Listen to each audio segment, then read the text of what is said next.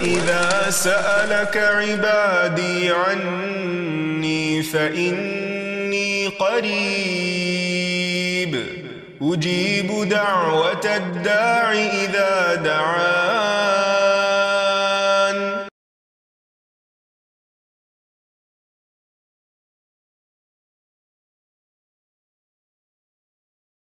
نحمده ونصلي على رسوله الكريم اما بعد فاعوذ باللہ من الشیطان الرجیم بسم اللہ الرحمن الرحیم رب اشرح لي صدری ويسر لي امری واحلل عقدۃ من لسانی یفقہوا قولی۔ السلام علیکم ورحمۃ اللہ وبرکاتہ۔ ناظرین، پروگرام دعا کیجیے کے ساتھ آپ کی خدمت میں حاضر ہیں۔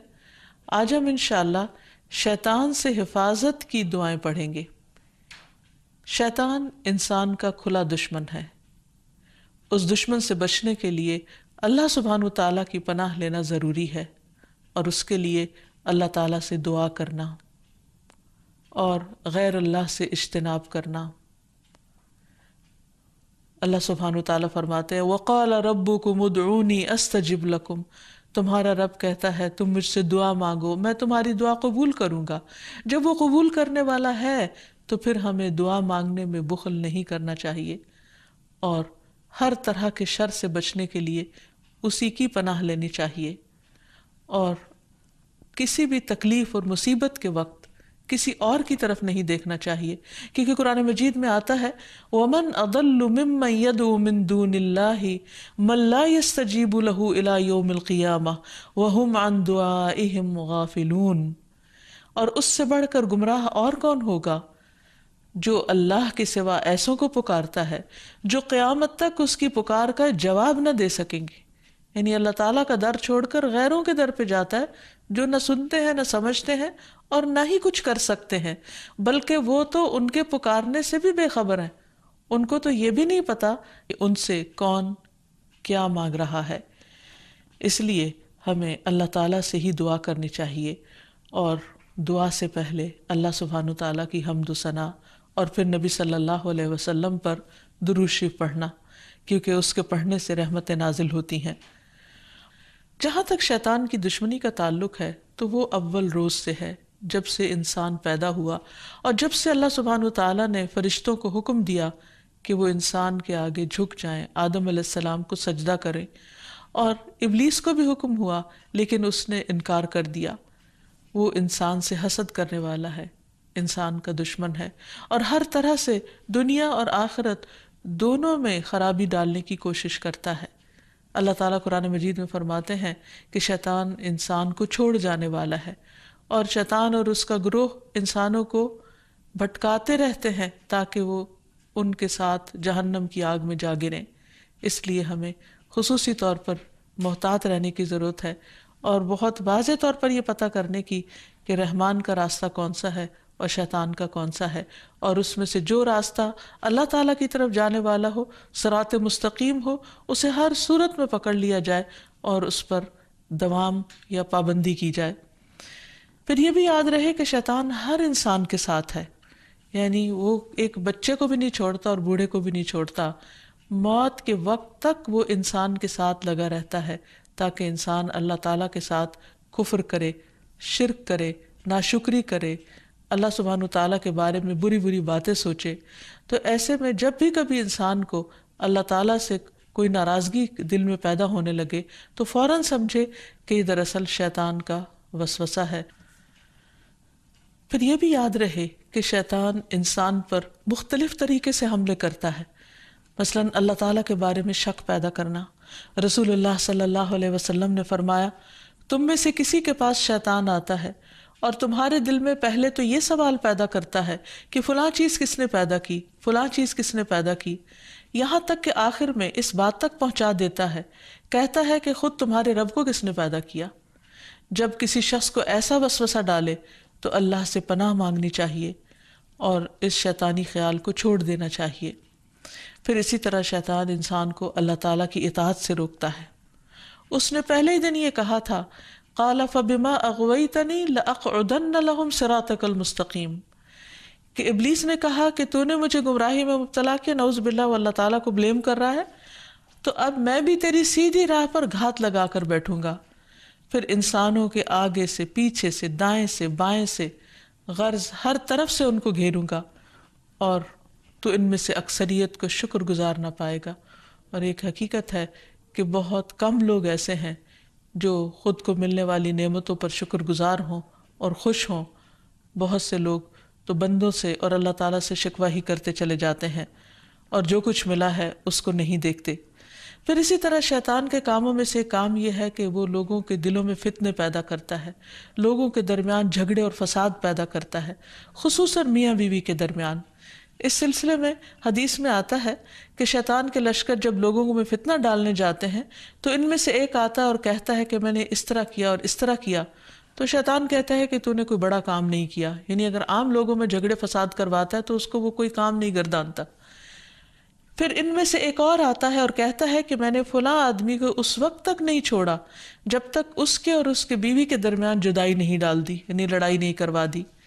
شیطان اسے اپنے قریب کر کے کہتا ہے کہ ہاں تو نے اچھا کیا، اور پھر اسے وہ اپنے ساتھ چمٹا لیتا ہے۔ اور ایک اور روایت میں آتا ہے کہ پھر وہ اس کے سر پر ایک تاج رکھ دیتا ہے کہ تم نے سب سے بڑا کام کیا، کیونکہ حقیقت یہ ہے کہ اگر شوہر بیوی کے درمیان اختلافات ہوں گے، لڑائی جھگڑے ہوں گے، تو گھر کی چولہے ڈھیلی ہو جائے گی، اور جب گھر کے اندر سکون نہیں رہے گا تو پھر اس سے بہت ساری بے پناہ خرابیاں پھوٹیں گی۔ اس لیے شوہر بیوی کے درمیان باہم محبت کا ہونا ایک بہت بڑی نعمت ہے۔ شقیق کہتے ہیں کہ ایک شخص جس کا نام ابو جریر تھا، وہ ابن مسعود کے پاس آیا اور اس نے کہا میں نے ایک کنواری لڑکی سے شادی کی ہے، لیکن میں خوف زدہ ہوں کہ وہ مجھ سے نفرت کرے گی۔ تو ابن مسعود نے فرمایا کہ الفت اللہ کی طرف سے ہوتی ہے اور بغض شیطان کی طرف سے۔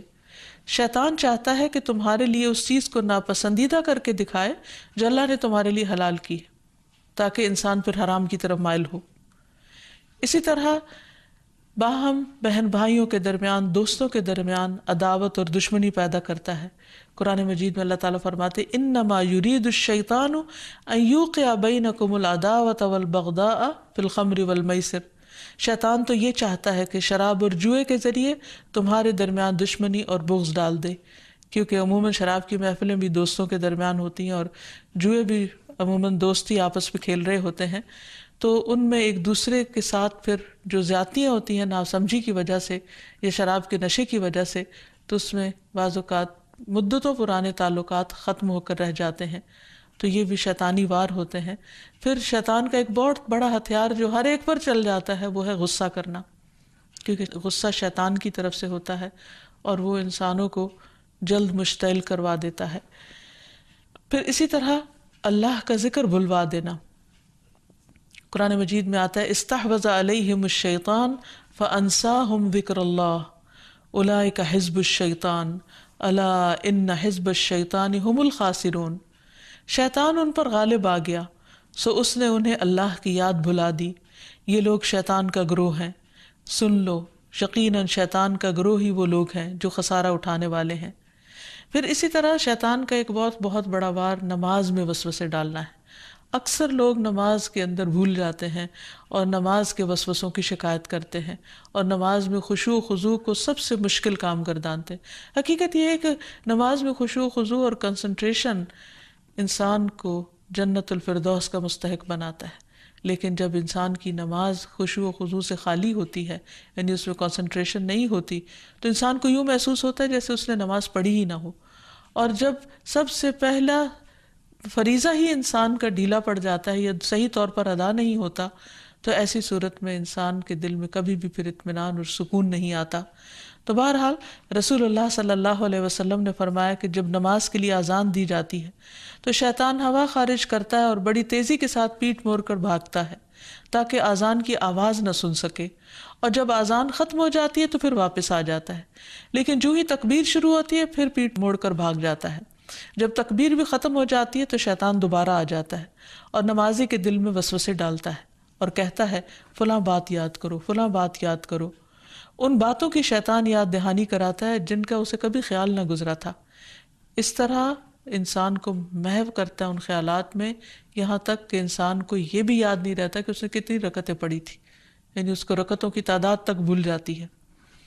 پھر نماز کے اندر ادھر ادھر اس کو بھٹکاتا رہتا ہے، اور کبھی اس کی نگاہ ادھر ادھر اٹھ جاتی ہے، ذرا سے شور پر انسان کی توجہ نماز سے ہٹ جاتی ہے، اور بعض اوقات انسان پوری کی پوری نماز پڑھ جاتا ہے لیکن اس میں اللہ کی یاد نام کی کوئی چیز نہیں ہوتی، کیونکہ اللہ کی یاد سب سے پہلے انسان کے دل میں ہوتی، اور اگر دل میں ہی اللہ کی یاد نہیں تو زبان سے محض پڑھا ہوا یاد نہیں کہلا سکتا۔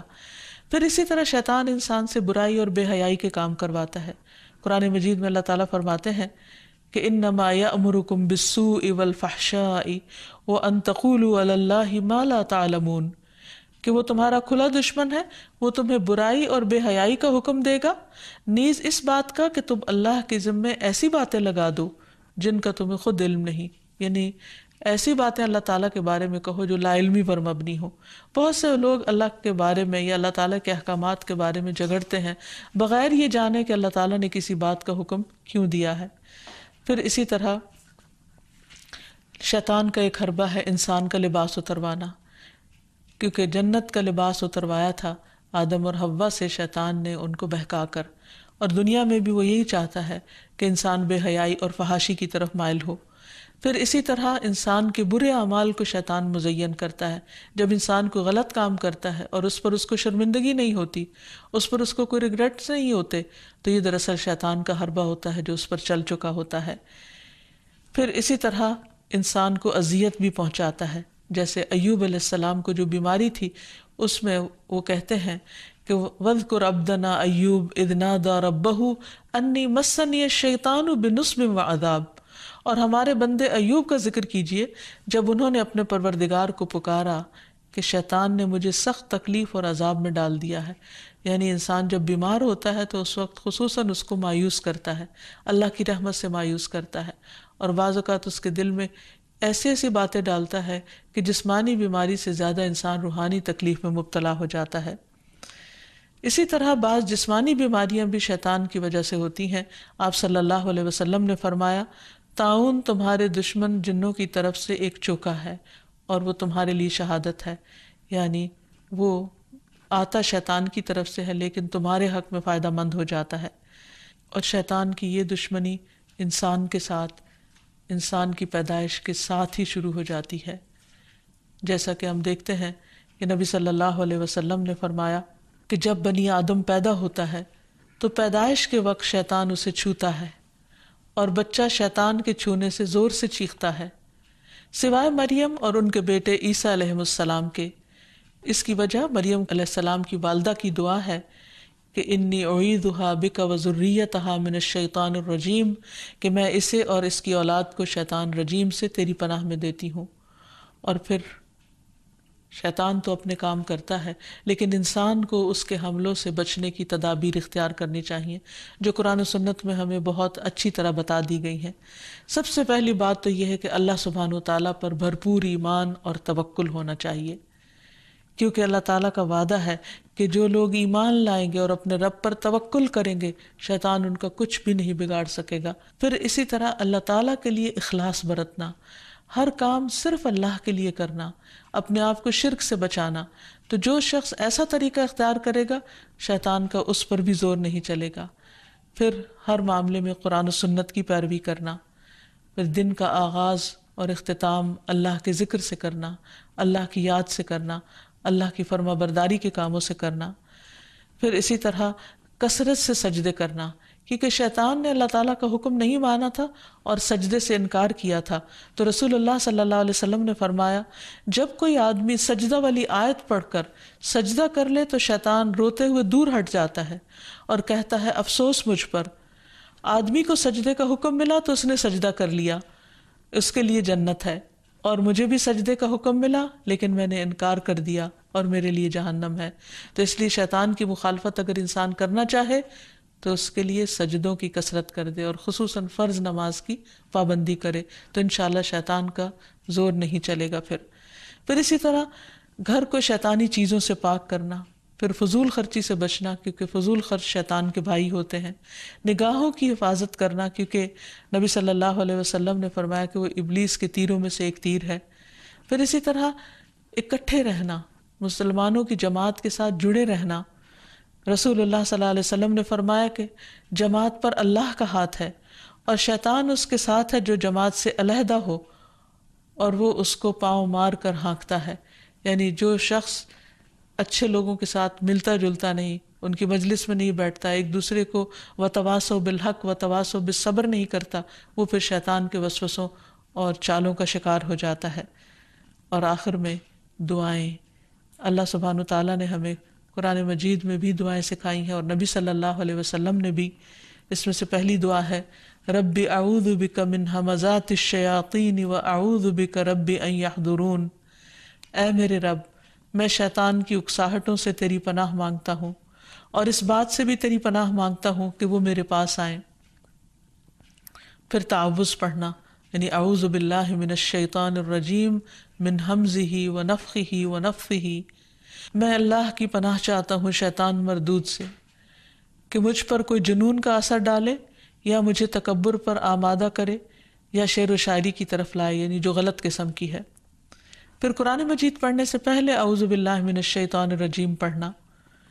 پھر اسی طرح برا خواب دیکھنے پر تعوذ پڑھنا. رسول اللہ صلی اللہ علیہ وسلم نے فرمایا نیک خواب اللہ کی طرف سے اور برے خواب شیطان کی طرف سے ہوتے ہیں. پس جو ایسا خواب دیکھے جس میں کوئی ناگوار چیز ہو تو بائیں طرف تھوک دے اور شیطان سے اللہ کی پناہ مانگے. ایسا کرنے سے وہ خواب اس کو کوئی نقصان نہیں دے گا اور کسی کو یہ خواب نہ بتایا جائے. پھر اسی طرح صبح و شام کی دعائیں پڑھے جس میں خصوصی طور پر شیطان کے شر اور شرک سے بچنے کی دعا ہے. اللہم فاطر السماوات والارض عالم الغیب والشہادہ رب کل شیء وملیکہ اشہد ان لا الہ الا انت اعوذ بک من شر نفسی وشر الشیطان وشرکہ. اے اللہ، آسمانوں اور زمین کے پیدا کرنے والے، پوشیدہ اور موجود ہر چیز کے جاننے والے، ہر چیز کے پالن ہار اور اس کے مالک، میں گواہی دیتا ہوں کہ تیرے سوا کوئی معبود برحق نہیں. میں تیری ذات کے ذریعے اپنے نفس کے شر سے اور شیطان کے شر سے اور اس کے شرک سے پناہ مانگتا ہوں. آپ نے فرمایا جب صبح کرو اور جب شام کرو اور جب اپنے بستر پر آؤ تو اس دعا کو پڑھ لیا کرو. اسی طرح سب کام بسم اللہ پڑھ کر کرنا، کیونکہ انسان جب بسم اللہ پڑھتا ہے تو اللہ کا نام لیتے ہی شیطان دور بھاگ جاتا ہے. مثلا گھر سے نکلتے وقت بسم اللہ توکلت علی اللہ، سواری پر بیٹھتے ہوئے بسم اللہ پڑھنا. پھر اسی طرح آیت الکرسی پڑھنے سے شیطان سے حفاظت رہتی ہے. پھر صبح و شام کے اذکار میں لا الہ الا اللہ وحدہ لا شریک لہ لہ الملک ولہ الحمد وہو علی کل شیء قدیر. یہ 100 بار پڑھنا، اگر 100 بار نہیں تو کم از کم 10 بار انسان ضرور پڑھ لے. پھر اسی طرح لا الہ الا اللہ وحدہ لا شریک لہ لہ الملک ولہ الحمد یحیی و یمیت وہو علی کل شیء قدیر. جو شخص مغرب کے بعد 10 بار پڑھے گا اللہ تعالیٰ اس کی حفاظت کے لیے اسلحہ بردار فرشتے مقرر کر دیں گے جو اس کی صبح تک شیطان سے حفاظت کریں گے. تو اس لیے ہمیں بھی ان اذکار اور دعاؤں کا اہتمام کرنا چاہیے. اگر زبانی یاد نہ ہو تو دیکھ کر بھی پڑھے جا سکتے ہیں، لیکن حقیقت یہ ہے کہ اللہ کا ذکر ایک مضبوط قلعہ ہے جس میں انسان پناہ لیتا ہے ہر قسم کے شر سے بچنے کے لیے، خصوصاً شیطان کے شر سے. تو اللہ تعالی ہم سب کو اس سے محفوظ رکھے. وآخر دعوانا ان الحمد للہ رب العالمین. السلام علیکم ورحمۃ اللہ وبرکاتہ. ولم أكن بدعاء